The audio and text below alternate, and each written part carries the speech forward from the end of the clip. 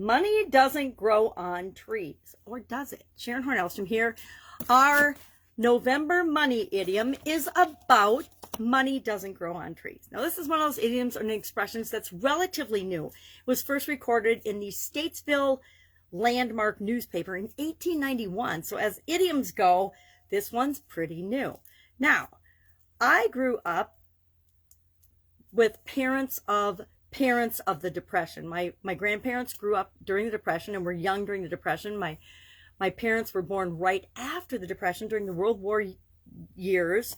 And therefore, this is an idiom, this is an expression I heard from both my grandparents and my parents, both sides of the family, my entire life. And guess what? I went on to use it on my kids when they would ask for something that I thought was a little ridiculous, or that would take a little bit, or was more of a sacrifice, or I thought they should appreciate it more. I would say, well, money doesn't grow on trees. Now, I've since I got older and wiser, like in my 50s and 60s, realized that that's not necessarily true. Now, if you're in the lumber industry, money definitely grows on trees. If you're in the apple or fruit or anything else that grows on trees industry, money literally grows on trees because you trade those products and services for money. I think I just was at the apple orchard, $29 for a bag of apples. Not a big bag, a small bag of apples. So in that instance, money literally grows. It does grow on trees. But for the most part, it just means that usually things that grow on trees are easy to retrieve and pick out. But money isn't necessarily that way. We have to put forth some effort or exchange some value in order to receive money in return. Thus, people work their entire lives to pay for their living, right? Pay for their living expenses. All of us listening to me probably have our own businesses, and although we know money doesn't necessarily come to us super easily, we know how to go about getting it to meet the needs of our growing businesses. So I would love to know if you have used this expression, if you're as guilty as I am of using this expression.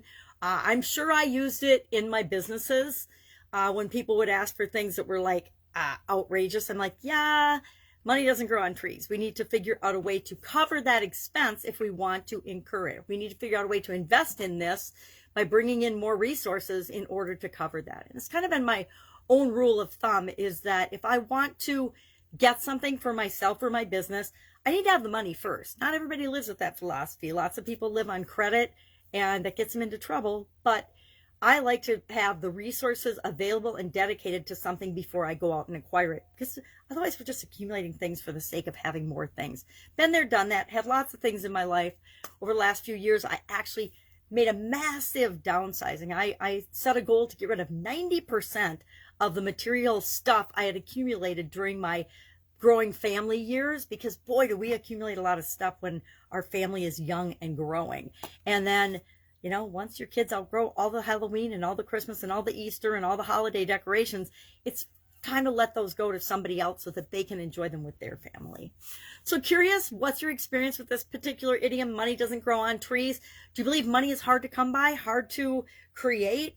Or do you believe it's easy for you in supersizing your business? Share your thoughts in the comments below, and I will, of course, be with you tomorrow with another money-related idiom for the month of November. Have an awesome day, and I will be with you tomorrow.